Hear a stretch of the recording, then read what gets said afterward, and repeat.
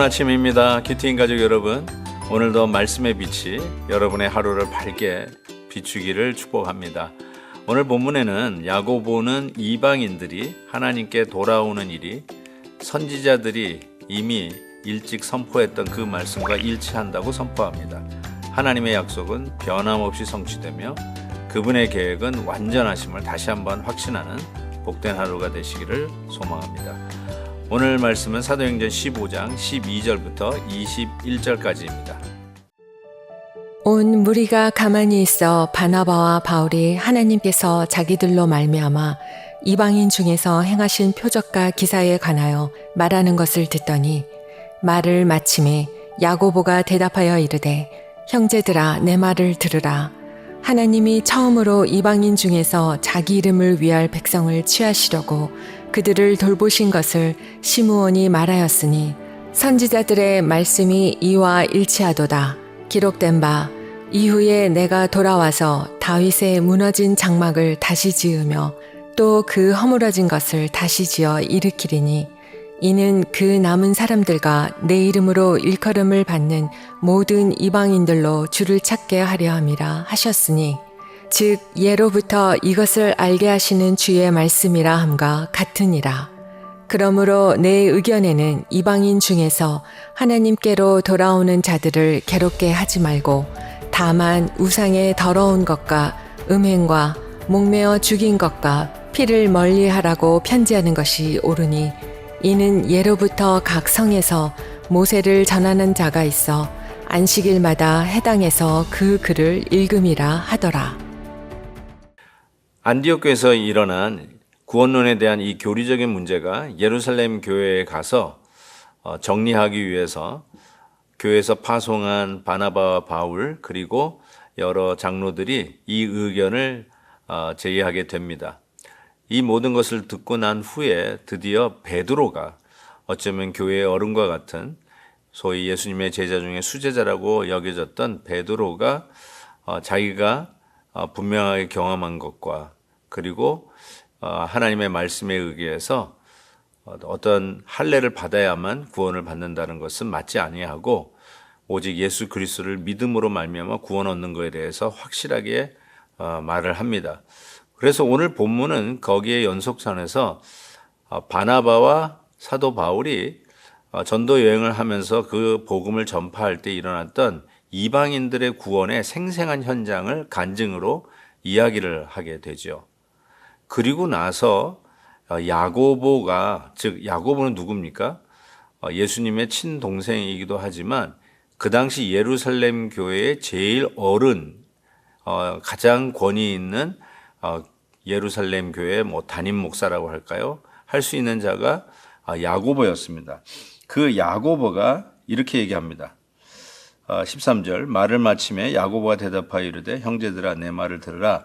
하나님이 처음으로 이방인 중에서 자기 이름을 위한 백성을 취하시려고 그들을 돌보신 것을 시므온이 말하였으니 선지자들의 말씀이 이와 일치하도다라고 하면서 지금 일어나는 이 모든 것들이 또 생생한 간증을 통해서 말씀한 대로 이루어지고 성취되었음을 분명하게 선포를 하게 됩니다.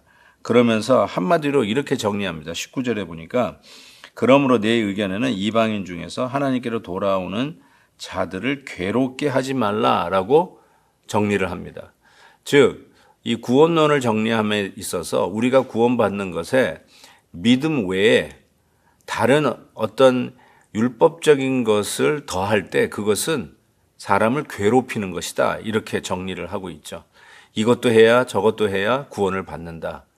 이렇게 하는 것이 성경에서 이야기하는 이 믿음으로 구원받는 이 구원론하고 상반되고 아니 틀리다는 것을 이야기하면서 성경에서 요구하는 다른 것을 요구하지도 않는 것을 요구하는 것은 괴롭히는 것이다 라고 정리를 하게 됩니다.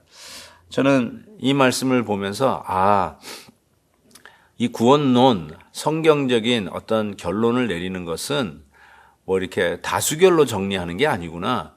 여기 보면 하나님의 말씀에 의거해서 특별히 사도들이 교회의 지도자들을 통해서 이것이 정리되고 있는 것을 보게 됩니다.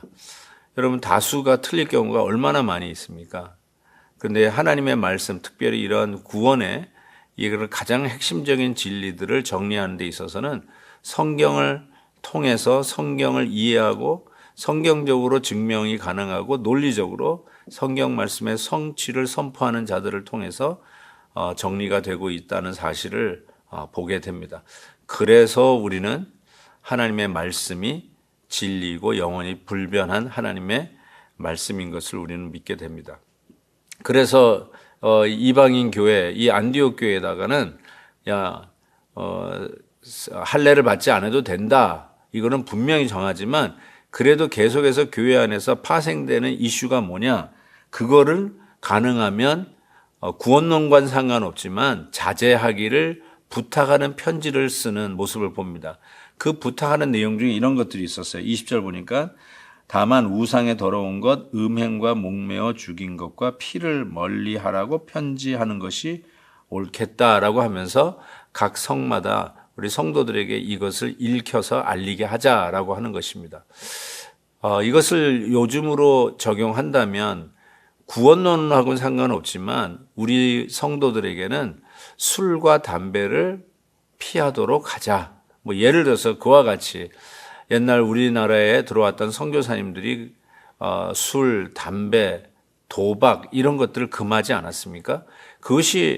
그거를 하면은 구원이 안 된다가 아니라 우리의 생활에 어쩌면 덕을 세우지 못하고 우리를 유혹하게 하는 중요한 것들을 우리가 피하자.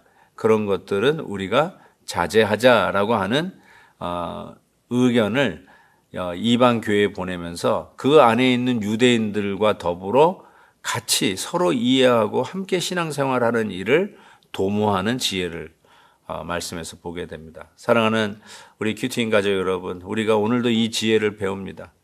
하나님의 말씀에 의한 분명한 교리는 확실하게 붙들되 그 외의 것은 정말 우리가 덕을 세우기 위해서 나에게 자유가 있어도 절제하고 내가 할 수 있는 권리가 있어도 내려놓으면서 교회가 하나 되어가는 일들을 지혜롭게 협력하는 우리 큐티 가족들 되시기를 주의 이름으로 축복합니다.